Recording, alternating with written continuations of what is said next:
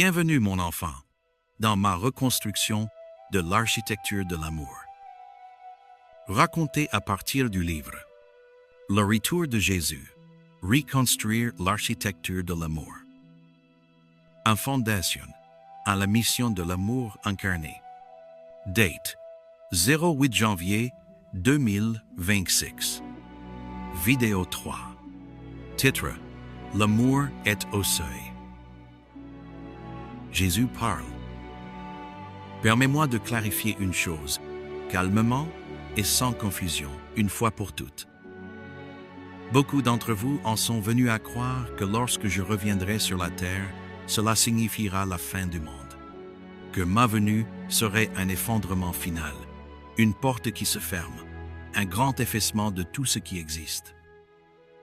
Mais je te demande de te souvenir de moi tel que j'étais lorsque je marchais parmi vous dans la chair sous forme humaine. Ai-je jamais parlé ainsi?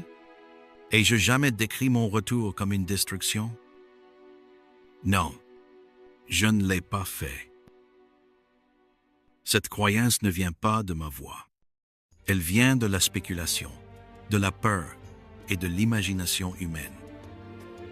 Certains d'entre vous ont supposé que mon retour serait animé par la colère, que je reviendrai pour régler des comptes, pour reprendre le pouvoir par la force, pour punir le monde pour ce qui m'a été fait il y a plus de 2000 ans.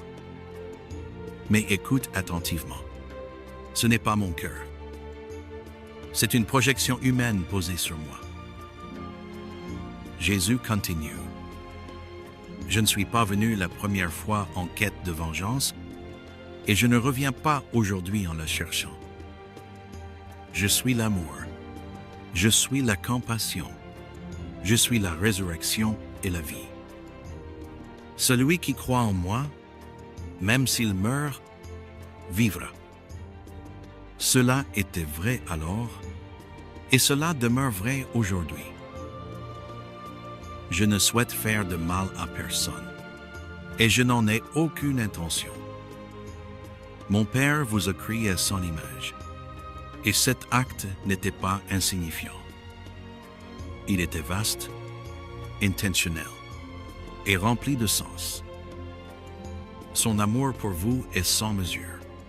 Il ne peut être pesé, compté, ni épuisé. Un père qui aime si profondément désirerait-il détruire sa propre création? Chercherait-il à effacer ce qu'il a formé avec soin et joie? Tu connais déjà la réponse, même si la peur a tenté de l'enfouir. Alors je te demande de faire une pause et de réfléchir, non pas dans la panique, mais dans l'honnêteté.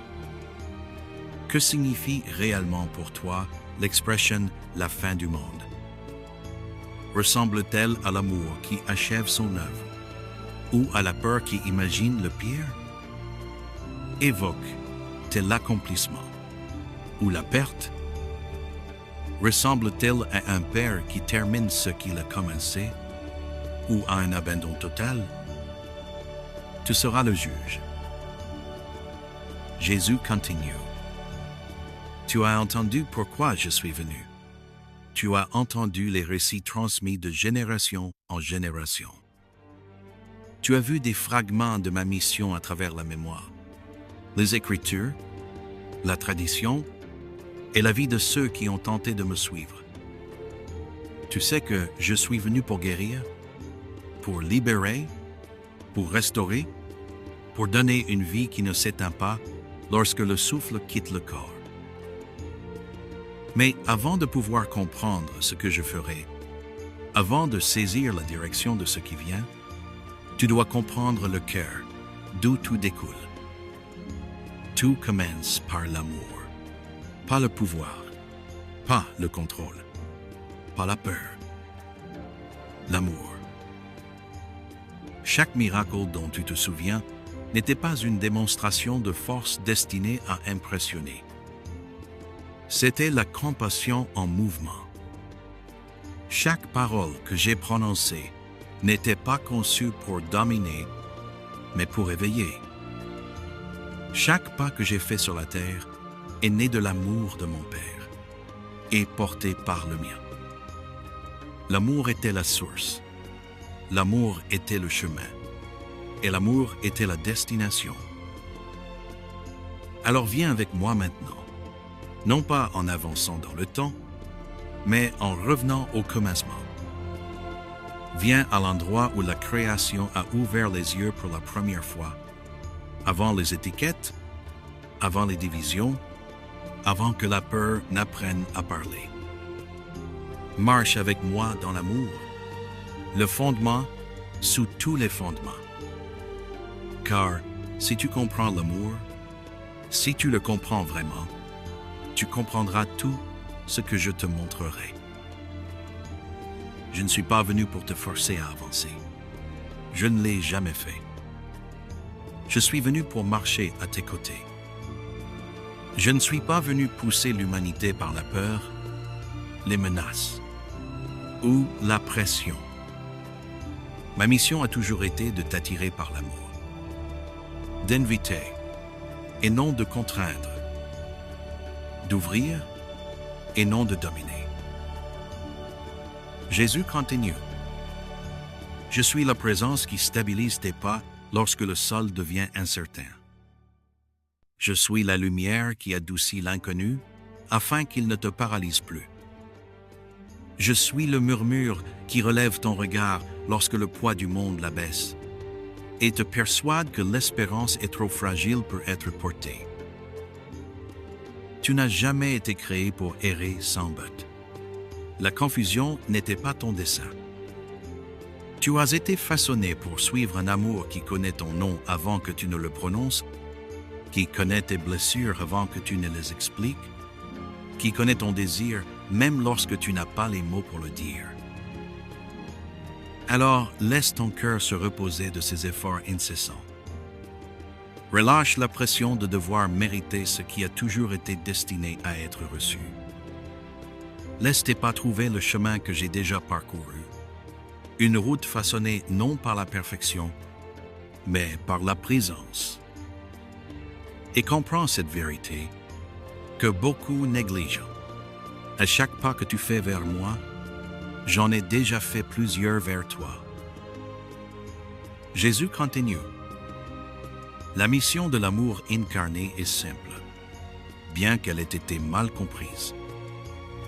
Elle n'est pas de te pousser, ni de te menacer, ni de t'effrayer pour t'amener à obéir. Elle est de te guider vers la maison de la vérité, la maison de la plénitude, la maison de l'amour lui-même. Chaque mission commence quelque part. Chaque histoire a une origine. Et la mienne ne commence ni par le jugement, ni par une fin. Elle commence là où toutes choses sont nées. Elle commence par l'amour.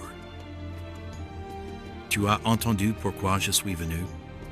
Tu as vu le cœur qui marche à tes côtés plutôt que de te dominer d'en haut. Tu as ressenti l'invitation, même si tu y as résisté. Maintenant, je te demande d'aller plus profondément. Ne reste pas éternellement sur le seuil. Quitte l'entrée du chemin et entre dans la source elle-même. Car avant qu'il y ait un but, avant qu'il y ait un appel, avant qu'il y ait une instruction ou une direction, avant même qu'il y ait la lumière, il y avait l'amour. L'amour qui respirait, l'amour qui choisissait, l'amour qui se donnait entièrement. Et pour comprendre tout ce qui suivra, tout ce que je révélerai, tout ce que je reconstruirai, tu dois d'abord comprendre cette vérité, non avec la peur, non avec la théorie, mais avec ta vie. L'amour est le commencement. Entre maintenant avec moi.